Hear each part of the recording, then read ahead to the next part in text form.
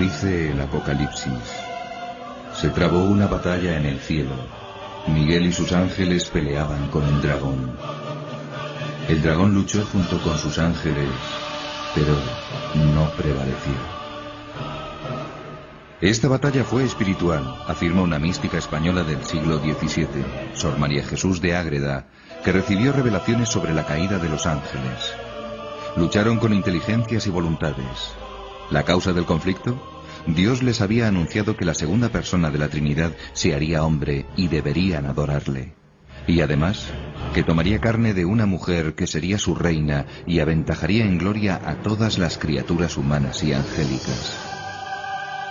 Los ángeles buenos obedecieron y alabaron al Altísimo, pero Lucifer aspiró a ser cabeza de todo el linaje humano y de todos los ángeles. Se rebeló pues contra Dios queriendo asemejarse a él y arrastró consigo a muchos en su pecado de soberbia. Dios prestó a Miguel y los suyos la fuerza para vencer al dragón, que fue precipitado en los infiernos. El castigo de los demonios que habían sido creados buenos sería eterno y su sufrimiento tendría dos formas: la privación de la visión de Dios, que se transformaría en odio, y la pena de sentido, distinta para cada demonio según sus pecados. En la Biblia se le da diversos nombres: diablo, Satán, Belcebú, serpiente, dragón y Belial, entre otros. También se le define como acusador, maligno, enemigo, tentador, padre de la mentira, asesino desde el principio y príncipe de este mundo. Para un cristiano, Satanás, Lucifer, demonio, diablo, es el mismo ser, espíritu angélico, que se rebela contra Dios y dice non serviam. Es el no contra sí que Jesucristo, según la carta de San Pablo a los Corintios, ¿no? Claro, es el no a la verdad, que es Dios, pronto es la mentira, el padre de la mentira, como llama Jesucristo, y también es el no al amor, que es Dios, pronto es el odio, el rencor. Otros nombres como Lucifer, Luzbel o Mefistófeles no aparecen en la Sagrada Escritura. Este último está asociado al mito de Fausto, de Goethe. En nuestros días, un conocido autor español ha revivido el mito del literato alemán con un enfoque muy original. En su libro, el diablo aparece como un gran benefactor de la humanidad. Un médico es tentado por la idea de solucionar el mayor problema que tiene actualmente el mundo, o desde el punto de vista de las enfermedades, el cáncer. A cambio le pide su alma, lógicamente. Lo que realmente intenta no es acabar con el cáncer por acabar con un sufrimiento de la humanidad. Eso a él le tiene sin cuidado. Él quiere acabar con el cáncer para que ese cáncer no haga que la gente tenga tiempo de volver a Dios. Quiere muerte rápida y aquí se acabó. Tu muerte con todos tus pecados al infierno. Adán y Eva fueron las primeras víctimas del odio y la envidia de Satán, mentiroso y revestido entonces de serpiente. Quería arrebatarles el gozo del paraíso que él había perdido y a Dios la adoración de sus criaturas. ¿Por qué tentó primero a Eva? La explicación de Ágreda es que el diablo dudaba de si Adán sería el Verbo encarnado y estaba más seguro de que la mujer no era Cristo. Sea como fuere, nuestros primeros padres pecaron. Pero para desesperación de Satán, no fueron castigados eternamente como él, pues su pecado fue por debilidad, no por malicia. Y se les prometió un redentor y una nueva Eva, María, que aplastaría la cabeza del reptil infernal. Desde entonces la lucha entre los hijos de Eva y las huestes diabólicas no ha cesado un instante. El diablo, con sus diversos nombres, aparece numerosas veces en los Evangelios, 11 veces en San Mateo, 13 en San Marcos. Lucas le cita 23 veces y San Juan 6. También le citan, tal vez sin darse cuenta, millones de cristianos en el Padre Nuestro.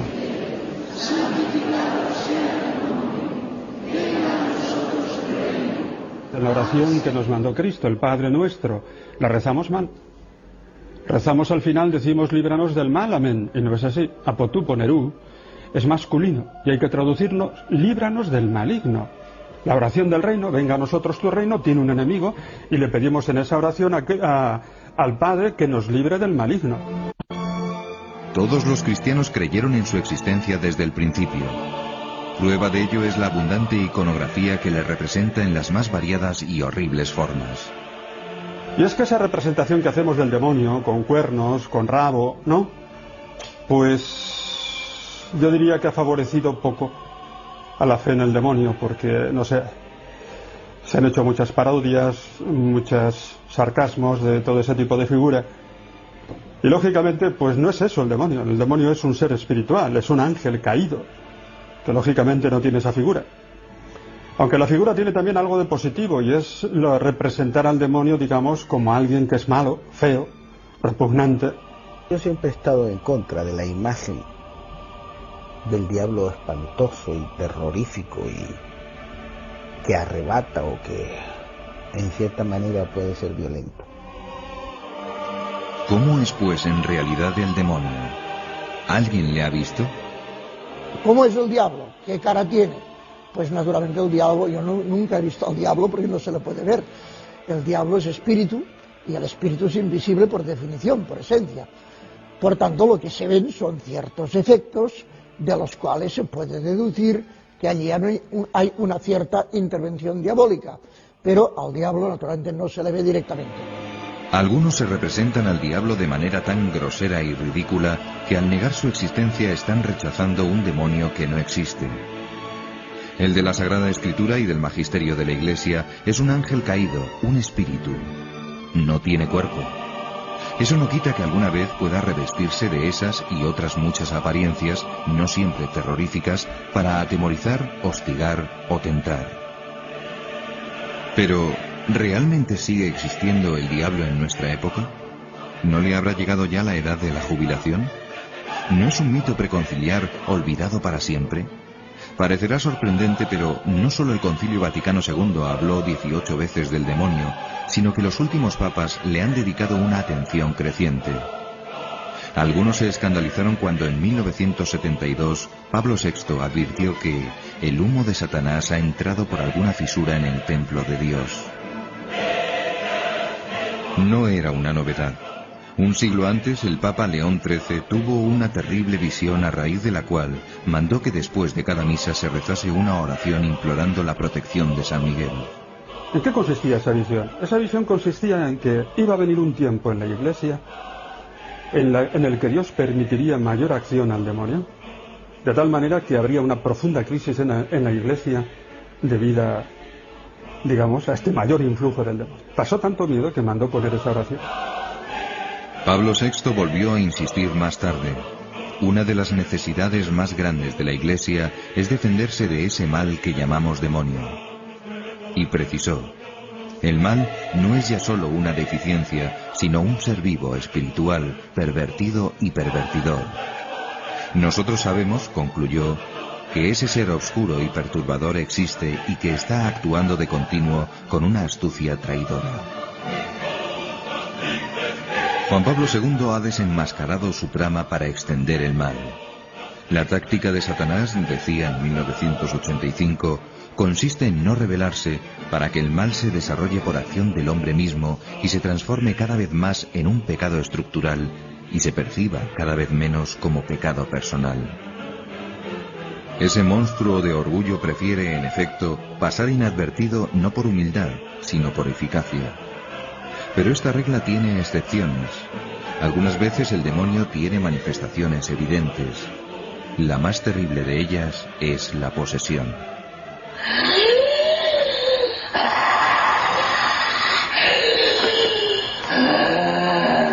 Satan, va-t'en. Que Jésus-Christ, Fils du Dieu vivant, vous défende par le signe de cette croix sainte, au nom du Père, du Fils et du Saint-Esprit. Brûlez! Et la croix, brûlez, voici la croix! Le bois de la croix sainte! Fuyez, ennemi! La posesión es ya el caso más grave y se llama posesión porque a ratos, porque no es que siempre el enfermo, el sujeto esté así, pierde, por así decir, su personalidad, y su personalidad es suplantada por el demonio. Es decir, ya no habla ella, habla el demonio por su boca, ya ella no es en aquel momento totalmente libre, sino que hace cosas que ella no quisiera hacer. Y esto, pues como digo, hay que discernirlo con un largo proceso, no se puede ir ayudado del médico, pero al final se puede llegar a la conclusión de que aquella persona pues está en estos casos. Y entonces pues hay que practicar, como digo, el exorcismo. En otros casos también lo he hecho, y siempre se da esta, como diríamos, esta contradicción de que hay momentos en que la persona es ella, y entonces está, diríamos, en plena colaboración con el exorcista para verse libre de aquella cosa que tanto sufrimiento le causa, pero en el momento, en cambio, en que aquella persona se siente o está poseída por el demonio, entonces en aquel momento tiene reacciones hostiles, aunque, repito, nunca, al menos en mi presencia, se ha producido una agresión física ni contra el exorcista ni contra las personas, poquísimas, que a veces acompañan al exorcista. El exorcismo yo nunca lo he hecho solo, sino lo he hecho siempre cuando podía con el médico al lado y con alguna otra persona, generalmente familiar, íntimo del sujeto. Au nom du Père, du Fils et du Saint-Esprit. Allez, tu dégage, ça gueule, tu t'en vas. Allez, dégage. Au nom du Père, du Fils et du Saint-Esprit. Dégage, je t'éris. Je te l'ordonne au nom de Jésus-Christ, à qui tu t'obéis. Estamos viendo exorcismos reales. Cada caso es distinto del otro, pues los diablos son seres personales, muy distintos. Cada uno agota su especie, dice Santo Tomás, y diversos son los síntomas de su acción. El exorcismo no es una operación ni fácil ni rápida. Lo normal es que se necesiten varias sesiones para desalojar al espíritu del mal, que se resiste por todos los medios. El exorcista ha de porfiar con sus mejores armas: oración, aplicación del crucifijo, del óleo y del agua bendita, imágenes de la Virgen e incluso dando la comunión al poseso. Pero la sustancia del exorcismo es esta orden perentoria: en nombre de Jesucristo, Satán, vete. Hay que insistir. A veces el desenlace es cuestión de meses. Puede durar incluso años. El exorcista experimentado sabe que el diablo tiene una inteligencia superior y tratará de engañarlo. Traba un combate desigual que perdería si Dios no estuviese de su lado. El demonio pues es muy inteligente y no se da a conocer. Generalmente tiene muchas respuestas evasivas o ambiguas y hay que ir con mucho cuidado. El demonio miente, y miente mucho, y confunde, y es ambiguo, por tanto no sacas mucho de quererle hacer hablar. Más bien puedes sacar confusión y esto. Por tanto yo no pregunto mucho, pero ciertamente que sí, que a veces, por ejemplo, muchas veces cuando le haces preguntas, el enfermo contesta sonidos inarticulados.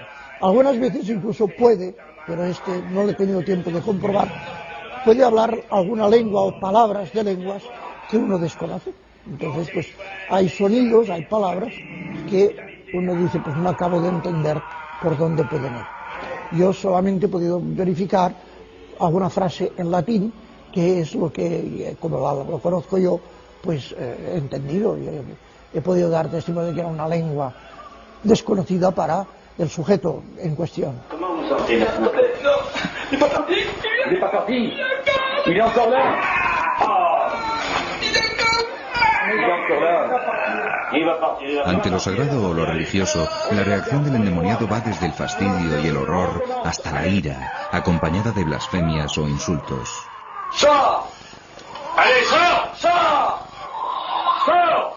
Acabada la crisis en que emerge la segunda personalidad, aunque el diablo no haya sido expulsado, la persona puede llevar vida normal, si bien puede sufrir diversos dolores y molestias. El diablo ha salido de esta mujer. Su semblante ha cambiado radicalmente, se la nota ya sonriente y distendida. Dios nunca deja a la persona perdida en manos del espíritu del mal, sino que si la persona busca a Dios, le encontrará y le encontrará benévolo y con fuerza suficiente para sacarle, y que estas experiencias, después de ser liberada, le sirvan para el bien. Le sirvan para el bien. Y esa es la experiencia que tengo. Pero, ¿no estaremos ante casos de enfermedad mental? Esta es una explicación fácil para los que niegan la existencia del diablo. ¿Qué nos dice de ello la psiquiatría moderna? ¿Puede distinguirse la posesión de los trastornos mentales? La fenomenología sintomática de una persona que, por ejemplo, ha hecho un pacto con el diablo, o que sin mala voluntad el diablo se ha posesionado de su cuerpo, y esto plantea un problema teológico en el cual yo no entro porque no sé nada de eso, y es cómo Dios permite el mal, ese mal tan tremendo. Pues esa persona puede tener síntomas que son bastante distintos a lo que ocurre en la psiquiatría, pero me parece que por muy sutil que sea el diablo, y lo es, y es mucho más listo que yo y que todos nosotros probablemente, creo que lo tiene muy difícil, porque quizás por su propia maldad organiza o realiza a través de la persona que posee y que le está sujeta acciones que son de una inmensidad, de una radicalidad y de un imperio que ninguna persona demente las haría.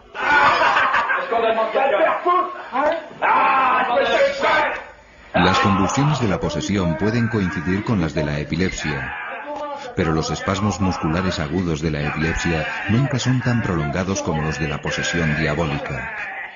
En esta, la fase de agitación puede prolongarse por intervalos de 3 horas o más. Además, en la posesión, junto a las convulsiones aparece una nueva identidad, mientras que en la epilepsia no hay disociación de la identidad. Esta segunda personalidad es la del maligno.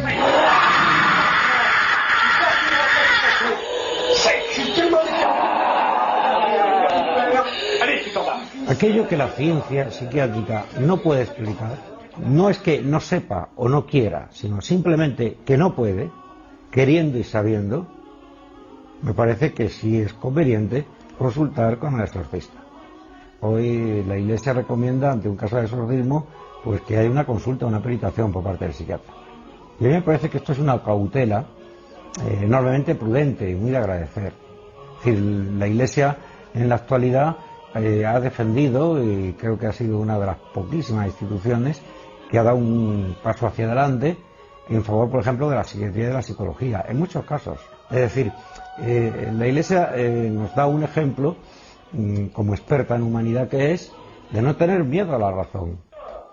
Los exorcistas saben que la gran mayoría de los que acuden a ellos son enfermos mentales, no endemoniados. Para distinguirlos, utilizan algunos trucos. Pues uno de los medios que yo me valía era a esta persona que venía, yo le daba, más o menos disimuladamente, distintos sobres cerrados y sin nada por fuera que los distinguiera uno de otros. Y en uno de ellos había una estampa de Nuestro Señor o de la Virgen, y en los otros pues había simplemente un papel. Y se percibía que cuando aquella persona cogía el sobre, que yo sabía que dentro, pero nadie más que yo, sabía que dentro había una estampa, pues aquella persona se ponía especialmente nerviosa, rechazaba aquello, tenía como una desazón, incluso muchas veces tomaba una actitud agresiva con el sacerdote. ¿Por qué me ha dado esto? Usted me está fastidiando, usted me está... Y uno dice, bueno, aquí hay un síntoma de que esta persona tiene una percepción que no es explicable por pura razón natural. Para saber más sobre este increíble fenómeno y su curación, nos hemos trasladado a Roma para interrogar al más famoso y experimentado exorcista del mundo, el padre Gabriel Amorth, que mantiene día a día una lucha a brazo partido con el maligno. El exorcismo es una plegaria. No es, por tanto, algo espantoso, algo que hace temblar a la gente. Es una simple oración en la que se pide a Dios liberar a la persona de la presencia o de la influencia del diablo.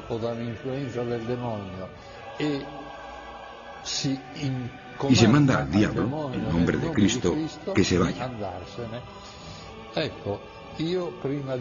Yo, antes de empezar, me pongo la estola, que es el típico indumento sacerdotal, estola violeta.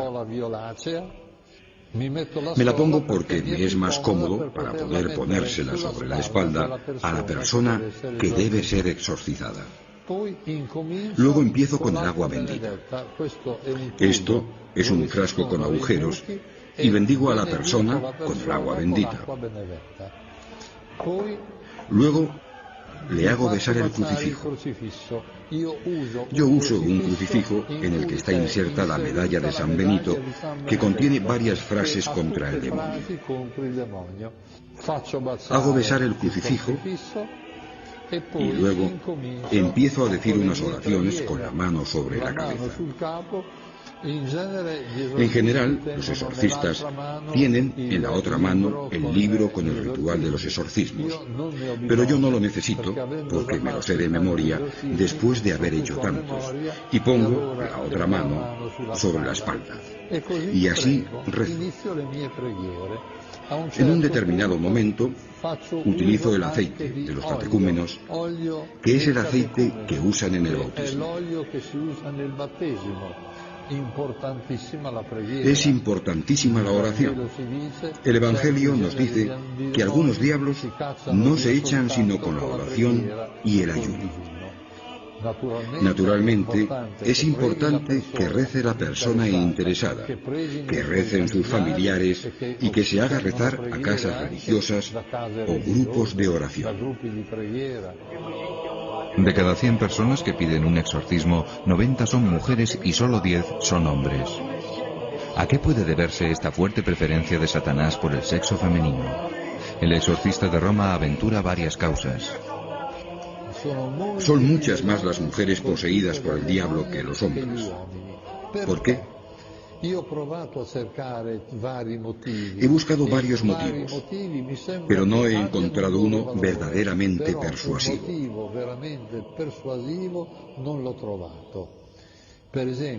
Por ejemplo, las mujeres son más curiosas y se atreven más.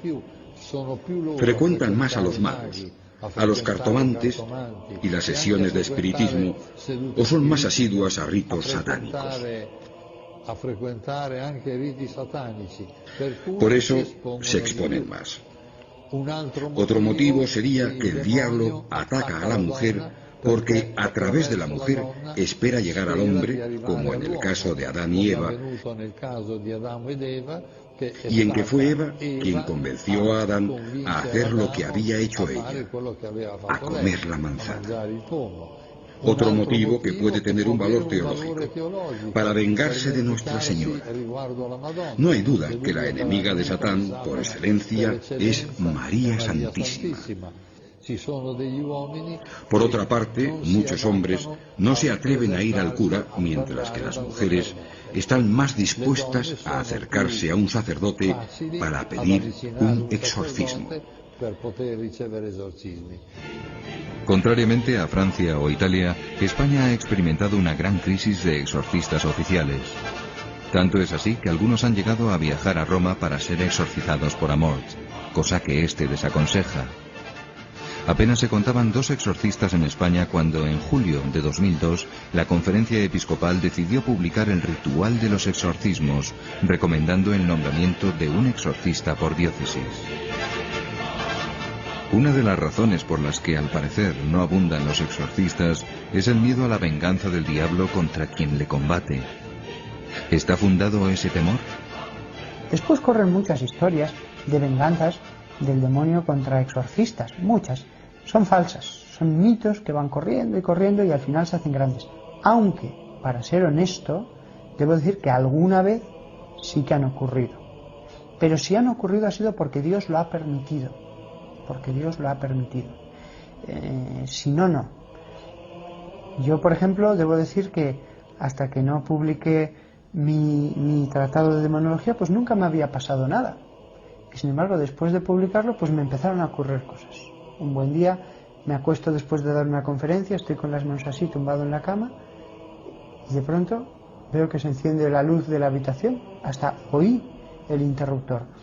Pues alguien pensará, uy, ¿se pondría usted lleno de miedo diciendo el demonio está aquí? No. Dije, vaya, qué poco puede hacer. O sea, realmente, qué poco puede hacer el demonio más que encenderte la luz y poca cosa más. Entonces ya en el mismo ritual se le dice al mal espíritu que de ninguna manera ataque físicamente a ninguna persona presente, y siempre lo ha hecho así. Ha tenido manifestaciones como conatos, pero nunca los ha llevado a obra, a realidad. Sí, en cambio, esto sí, insultos, esto sí. Insultos, agresiones verbales, esto sí. Pero no, en cambio, agresiones físicas. Yo nunca las he visto. Sí, alguna vez, conmociones, saltos, etcétera, de manera que han tenido que sujetar un poco a la persona para que no se hiciera daño él mismo. La obsesión diabólica y la vejación son otras de las formas en que el maligno puede atacar a algunas personas. La obsesión se produce cuando uno tiene pensamientos obsesivos invencibles que le martillean la cabeza y le incitan a la desesperación y al suicidio. También de esto he tenido varios casos. La segunda forma es la vejación, cuando el diablo no está en la persona, pero causa perturbaciones desde fuera. Por ejemplo, muchos santos han sido atacados por el diablo, como el cura de Ars, que era echado de la cama, o el padre Pío, que era apaleado continuamente. Creo que casi todos los santos han sufrido vejaciones fuertes por parte del diablo. Además, el diablo puede infestar, ocupar lugares e incluso animales. Las intenciones del diablo son variadas. A veces no son directamente sobre la persona, sino sobre cosas, objetos. Objetos que en una casa, por ejemplo, explotan, un vaso, un jarro, sin ninguna causa, sin ninguna causa aparente. Puertas que se cierran estrepitosamente sin que haya habido viento ni nada parecido. Cuadros que se caen y están perfectamente sujetos en la pared y se caen de repente. Uno al principio, cuando comienzan estos fenómenos, pues dice, habrá ratas o estará pasando algo, pero después, conforme va avanzando la manifestación de la posesión de un lugar, queda claro que es un demonio. Ha habido casos en que los golpes daban justamente al espejo que una persona tenía delante. Me acuerdo de un caso concreto. Pues todo ese tipo de cosas ya se ve que no se debe a causas naturales. Entonces, además estamos seguros de que no se tratan de poderes de la mente, porque si un sacerdote hace el rito que la Iglesia tiene determinado para eso, y que aparece en el ritual de exorcismos, incluso en el nuevo, pues desaparecen esos fenómenos. Estos casos en que no hay intervención directamente sobre la persona son más numerosos que los casos ya de posesión, que son más raros. De estos casos me he encontrado bastantes más. Y que no hay duda, aunque yo no los he presenciado directamente, pero no hay duda por el número, la cantidad de testigos. Por veces es toda una familia de la cual pues, hay viejos, jóvenes, medianos y todos han visto el mismo fenómeno. Una intervención diabólica muy grave y que parece en aumento en nuestra época es el maleficio. El maleficio es hacer el mal a una persona a través del demonio. Maleficio es una palabra genérica. El mal infligido a la persona por medio del diablo puede hacerse de muchos modos diversos. La forma más común del maleficio es el hechizo. El maleficio puede hacerse con un hechizo, con el mal de ojo, con una maldición, con un rito vudú, con una macumba, con un rito satánico. Puede hacerse de muchos modos diversos. A veces las personas que hacen maleficios usan objetos que por vía maléfica introducen dentro de la persona. El caso más grave que yo he conocido es que uno, dentro de su almohada, encontró un sapo vivo. ¿Cómo consiguió entrar dentro? Por vía maléfica, por vía mágica, mediante un maleficio, o sea, a través de la acción del diablo. Ocurre que las personas, para liberarse, necesitan deshacerse de los objetos que les han metido en el estómago de modo invisible. Y sucede entonces que cuando vomitan estos objetos salen cosas verdaderamente extrañas. Voy a enseñarles algunas. Por ejemplo, vean uno que vomitó en una sola vez una cadena metálica así de larga.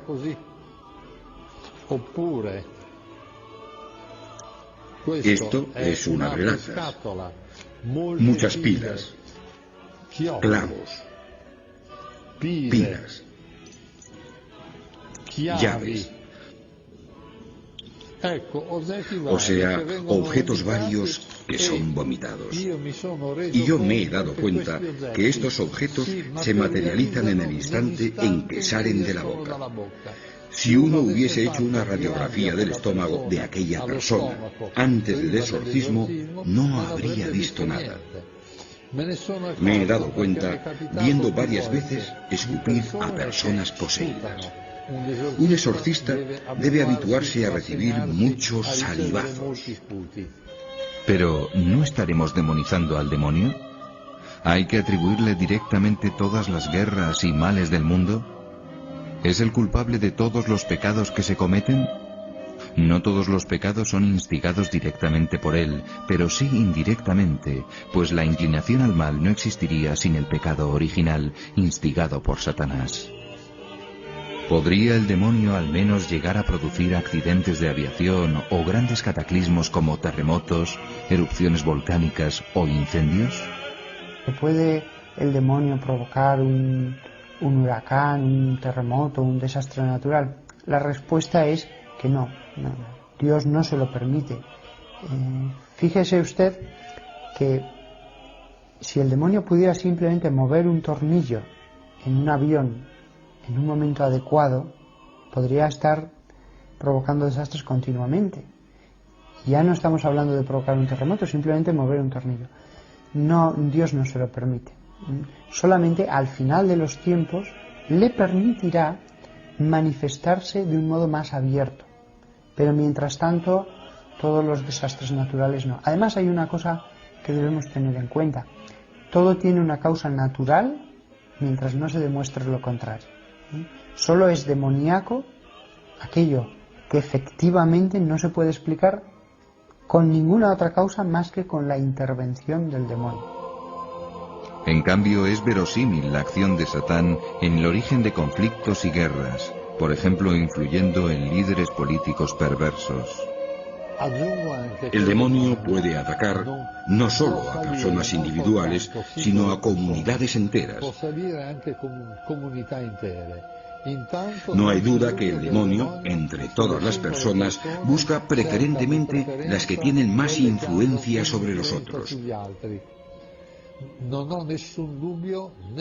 No me cabe ninguna duda de que Stalin se hubiera vendido a Satán para tener éxito.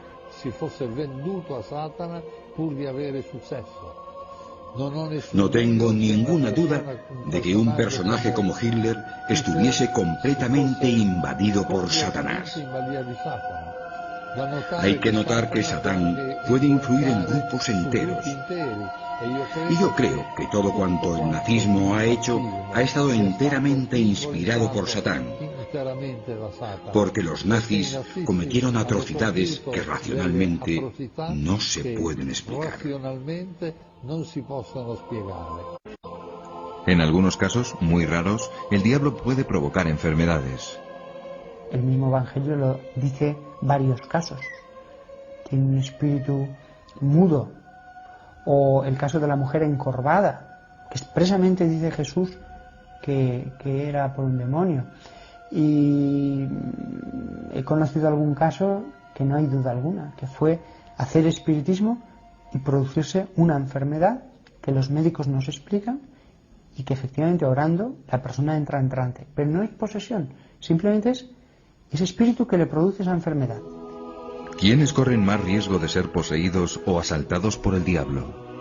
Según los especialistas, las probabilidades de convertirse en víctima del maligno aumentan con la práctica del espiritismo y los diversos modos de ocultismo, magia y superstición, incluyendo la cartomancia, el tarot y los ritos orientales. Hay una flojera o un debilitamiento en las convicciones y en las creencias, y curiosamente, cada vez que las personas tienen menos fe religiosa, generalmente pues tienen más prejuicios, más conductas estereotipadas, acuden más a sortilegios, horóscopos. Es decir, que parece como si la fe se echara por una puerta y entrara por la puerta de atrás. Cuando decae la fe, aumenta la superstición. Nosotros vivimos en un periodo en el que de fe hay poquísima. Y entonces, he aquí que adquiere un gran espacio la superstición. A mí me preocupa más el ocultismo, esto de videntes, astrólogos, la Ouija o Ouija que dice la gente, el tarot, que es una forma mentis especial, ya que esas personas, una persona que habitualmente va al vidente o al tarot para ver su porvenir, irá a misa, pero su forma mentis no es cristiana, ya que no cree que Dios sea Padre y no cree en la providencia divina. Cree que su vida está marcada por los astros. Otra forma, hoy desgraciadamente muy difundida, es el recurso a magos y echadores de cartas, hoy muy activos en la televisión. También esta es una forma tremenda, porque pone directamente en contacto con personas maléficas. Digamos enseguida que el 99% de los magos y cartomantes son solo charlatanes, pero el 1% de los magos y cartomantes están ligados con Satán y se dan verdaderamente al satanismo. La famosa Ouija, adivinanzas, ir a curanderos extraños, todo esto es una puerta, no siempre se cruza, pero una puerta abierta a la intervención diabólica. Independientemente de sus consecuencias religiosas, para la psiquiatría todas estas creencias y actitudes pueden suponer una patología. Y que es una patología que está condicionada por el mal uso de la libertad personal. Es una patología que está condicionada por la confusión axiológica y de valores que hay en nuestra sociedad. Es una especie de ignorancia con atisbos de inteligencia, pero claro, eso es una amalgama de cosas que nuestra inteligencia no cabe que opere bien con ello.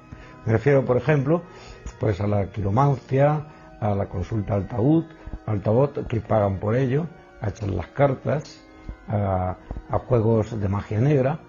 La consulta, por ejemplo, continua al horóscopo, ¿no? Antes de hacer un negocio, antes de casarse, antes de hacer un viaje.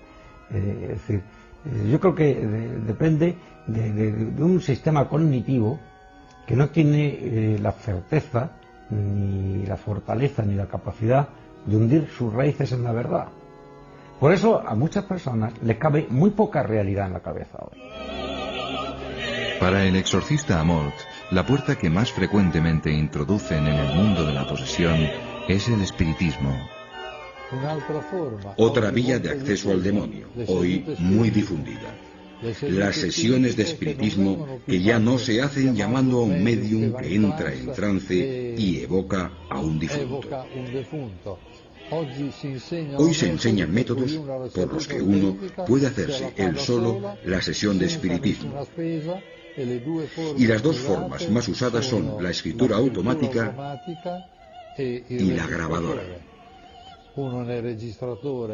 Uno hace girar la grabadora en vacío y luego, cuando lo escucha, oye o le parece oír voces que hablan.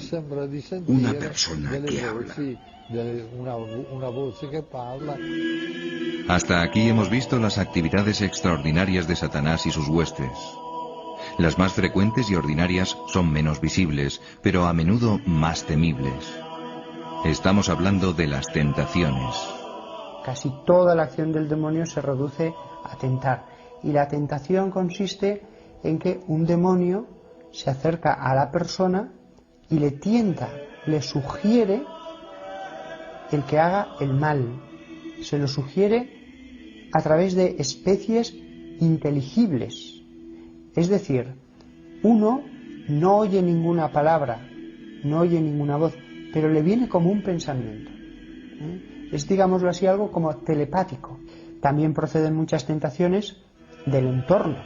Es lo que en la teología tradicional espiritual se ha llamado el mundo. Las tentaciones proceden del mundo, del demonio y de la carne. Pero, ¿dónde están los demonios? De la Biblia se deduce que tienen dos sedes, una en el infierno, donde torturan a los condenados, y otra en el lugar donde se manifiestan o actúan. Después del juicio final, solo estarán en el infierno para siempre. Sobre la superficie de la tierra, legiones de demonios están actuando en la memoria y en la imaginación de los hombres para separarlos de Dios. Es una guerra de dimensiones planetarias invisible pero real. Es la lucha a que se refiere San Agustín entre la ciudad de Dios y la ciudad de Satán. El demonio, decía San Juan de la Cruz, es el enemigo más fuerte del hombre y utiliza el mundo y la carne como sus acólitos. Yo he pensado muchas veces, ¿qué haría yo si fuera el demonio? Yo haría dos cosas. Convencer al clero de que la oración no es tan importante como se decía en otro tiempo. Y después también, pues, destruir la fe, meter la confusión en la fe. Porque cuando una persona pierde la fe, esa persona ya no se levanta. Es decir, si un cristiano tiene un pecado de debilidad, si yo tengo un pecado de debilidad, pero tengo la fe fuerte, yo me levanto del pecado, ¿no es cierto? Pero si uno pierde la fe, o tiene una crisis profunda, pues también intelectual, en el sentido de caer en el agnosticismo, etcétera, ese hombre ya no se levanta. Paradójicamente, los objetivos predilectos de las grandes tentaciones diabólicas son los santos. El cura de Ars lo explicaba diciendo que el demonio no pierde el tiempo con los impuros y los pecadores inveterados porque ya los tiene sometidos. Su rabia va contra los que le resisten y pueden arrebatarle otras almas. Los santos han padecido siempre, en algún momento de su vida, grandísimas tentaciones del demonio. Terribles, terribles. Mucho más allá de lo normal. Si las personas normales en algún momento el demonio se acerca para tentarles, en los santos, cuando Dios ve que ya están fortalecidos en la fe, sobre todo en la fe, y que tienen virtudes, entonces permite al demonio el que pueda hacer un último asalto. ¿Por qué?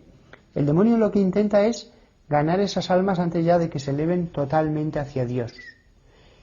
Y Dios permite que haya ese asalto porque en el sufrimiento de la tentación, en el tener que resistir, sus virtudes van a crecer muchísimo.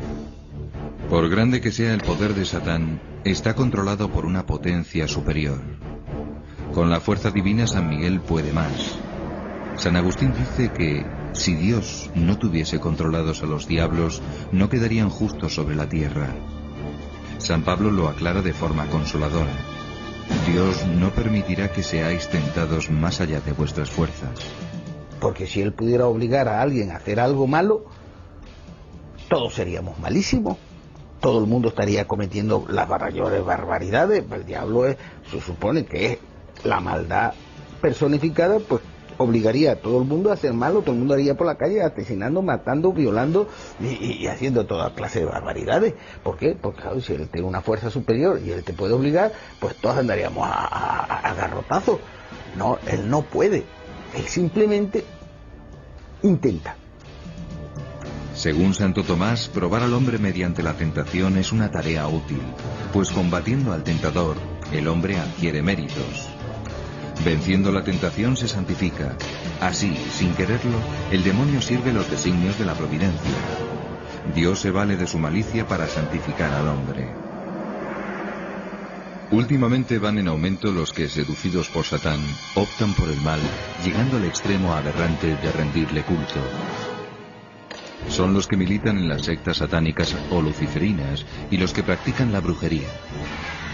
Autor de un vasto diccionario sobre las sectas, el profesor Guerra nos describe el mundo tenebroso del demonismo, tronco común del que brotan tres grandes ramas. Este tronco tiene 3 ramas fundamentales, que son el satanismo, el luciferismo y la brujería. El demonismo es como la sombra, o si se quiere, el negativo de la fotografía cristiana.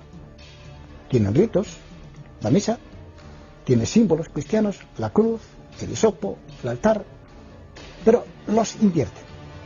Hasta en la misa el crucifijo está cabeza abajo, sobre el altar. Usan como rito principal la misa negra, que a veces tiene víctima humana y otras veces no, sacrifican a animales, ¿no? El colmo del horror en el culto satánico son las misas negras, con profanación de la Eucaristía y a veces con víctimas humanas. Normalmente una joven que sea inocente, para el mal hay que ofrecerlo inocente, lo contrario, menor de 15 años normalmente, pobre muchacha, tiene que entrar desnuda, van detrás los satanistas, con sus ropas, ropajes y demás, la atan sobre el altar, y al comenzar la misa, bueno, con el crucifijo boca abajo, y al comenzar la misa la graban en el pecho los signos satánicos. Entonces, para comulgar, abren el pecho a la víctima ritual, sacan el corazón, los pulmones y el hígado, todavía calientes y palpitantes, los toman, los comen. En el luciferismo, las misas negras del satanismo se convierten en misas rojas. Se llama misa roja porque en el local donde se celebra todo rojo. Las cortinas, el altar cubierto de terciopelo rojo, los ornamentos, excepto el preste principal que ha vestido de negro. Solamente que, según dicen, no hay víctima ritual, aunque excesos sexuales hay tanto más que en el satanismo. La masonería merece mención especial por su importancia. ¿Puede seriamente afirmarse que tenga alguna relación con el satanismo? Propiamente, la masonería no guarda relación con el satanismo. Sí lo tiene, en cambio, con Lucifer y el luciferismo. En el grado 29 y en el 30, un rito es echar al suelo un crucifijo o una cruz, la cruz sin la figura de Jesucristo, pisarlo y escupirlo. Claro, este rito, que es masónico, que es el grado 29-30, ha sido adoptado por bastantes sectas satánicas luciféricas, por ejemplo también la Orden Illuminati. Ahí tengo una enciclopedia masónica de 3-5 volúmenes. Si leemos la palabra escrita por un masón, la palabra Cristo le dedica 2 líneas y media, no de una página, sino de una columna. Así que es un mito. La brujería es otra rama del demonismo. Todos hemos oído hablar de brujas, pero como una caricatura medieval. Lo que nos parecerá inaudito es que ese fenómeno está en alza, en proporciones alarmantes.